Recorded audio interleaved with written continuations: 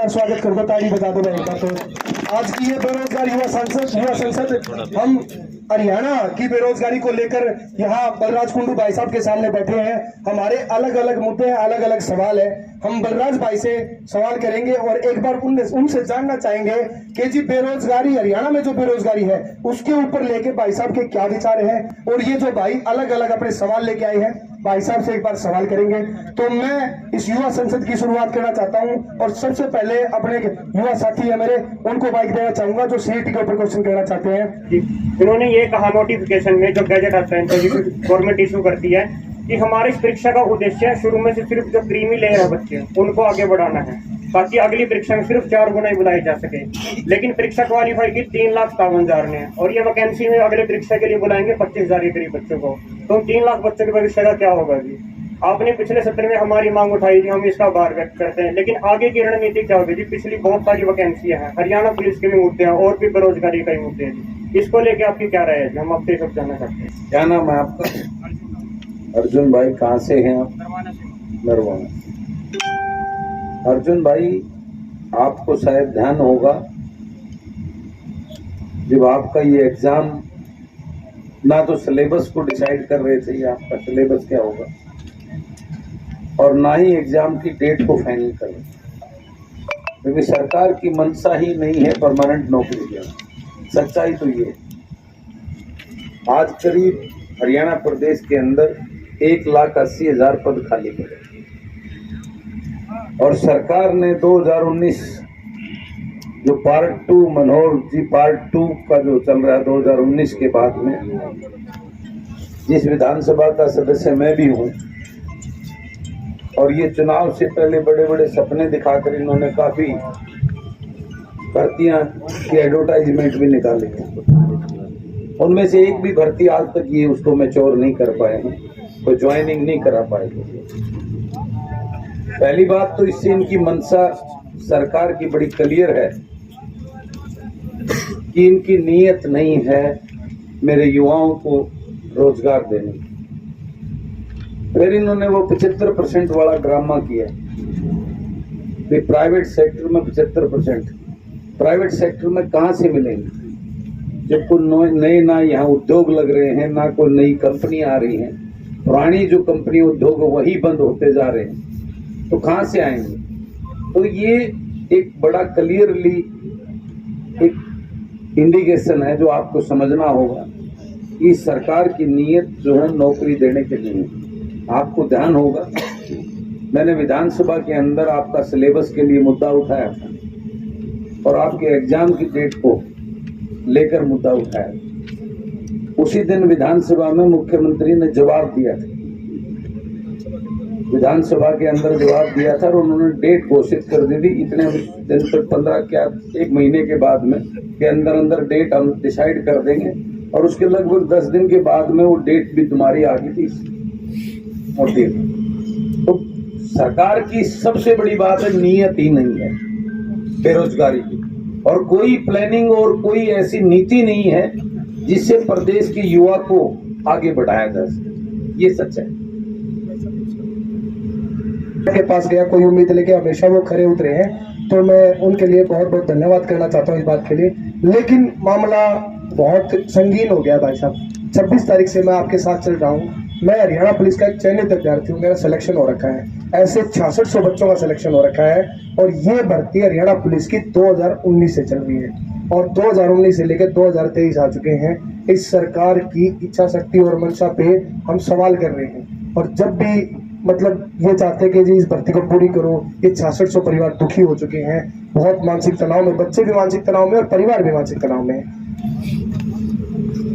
आपने जो पुलिस की भर्ती का मुद्दा जो अभी उठाया, मैं पहले भी इस बारे में अपनी तरफ से मुख्यमंत्री को लिख चुका हूं और उनसे बात भी करी। बात घूम के वही आती है, सरकार जानबूझ के जो है ना इस भर्ती की प्रक्रिया के अंदर कमियां छोड़ रही है, ताकि उस बेस पे ग्राउंड लेके ये सारी भर्तियां कोर्ट में कहीं ना कहीं फंस जाएं, और जो इनकी नीयत और मंशा है, ये तो पुलिस को भी जो है ना प्राइवेट करने जा रहे हैं। इनकी जो सोच और मंशा है वो पूरी तरह बड़ी बड़ी कंपनियों को वही देके और उन्हीं के द्वारा जो है ना ये सिक्योरिटी गार्ड या पुलिस की जो काम करने वाले जो लोग हैं, वो जो युवा हैं, वो प्राइवेट सेक्टर के थ्रू जो है ना उसको लेने का इनकी मंशा है। पीछे आया भी था, आपने पढ़ा होगा। तो इनकी मंशा बेसिकली नीयत ठीक होगी, नीयत ठीक होने के बाद में सारी चीजें तभी ठीक होगी। और मैं तो आप सबको कहना चाहता हूं, ये व्यवस्था परिवर्तन से ही दूर होगी। मेरा जो उद्देश्य इस राजनीति जन जागृति यात्रा निकालने का है, मैं बार बार अपने हर स्पीच के अंदर मैं युवाओं को, आप सभी को यही कहना चाहता हूं कि आप सबको कब तक ये आज आप इसके लिए वो कर रहे हो, फिर आप जो है ना पटवारी के लिए करोगे, फिर सेक्रेटरी के लिए, किस किस चीज के लिए आप लड़ोगे। ये तो हर रोज का सिस्टम हो गया इस सरकार का। मैं आपको कहना चाहता हूं कि इनके तो 1.5 साल बचा हुआ है सर। आप इकट्ठे होइए, संगठित होइए और युवाओं को राजनीति में भागीदारी कराइए। उसको बहकाएंगे भाई ये यूथ जो है नौकरी के चक्कर में, लेकिन अभी मन आपको बनाना पड़ेगा कि इनकी किल्ली पाड़ के और नए सिस्टम आए, वो तुम्हारा बिल्कुल ईमानदारी और पूरे एक उसके साथ में आपको एग्जाम कंडक्ट करके आपको नौकरियां दे। नौकरियां सबको नहीं मिल सकती, उसके लिए बातें करते हैं, स्किल डेवलपमेंट, ये डेवलपमेंट, किसी को बेनिफिट होता है, किसी की यूथ को बताइए।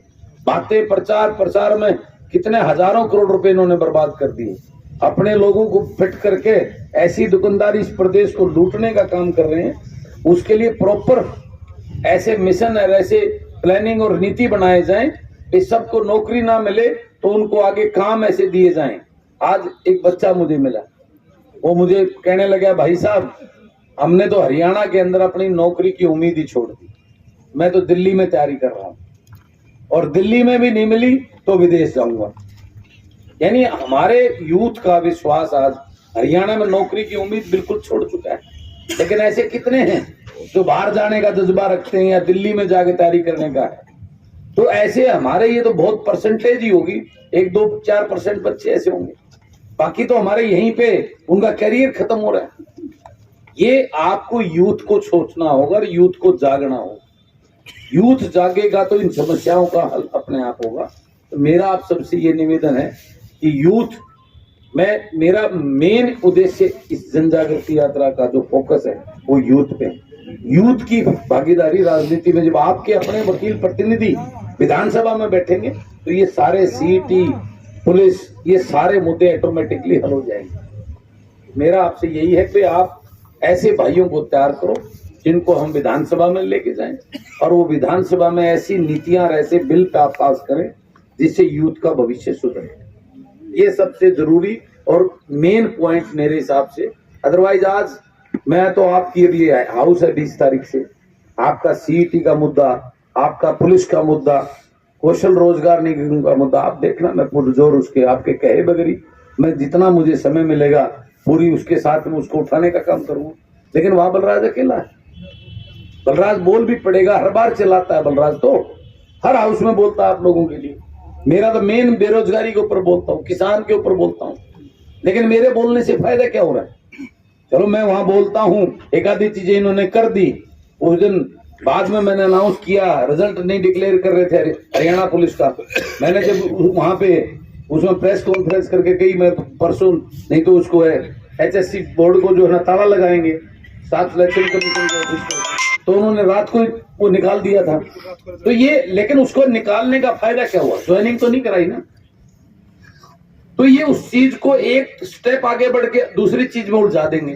तो मेरा आपसे यही निवेदन है कि आप जागिए और यूथ की भागीदारी विधानसभा में अपने प्रतिनिधि बनाकर भेजिए, समाधान अपने आप हो जाएगा।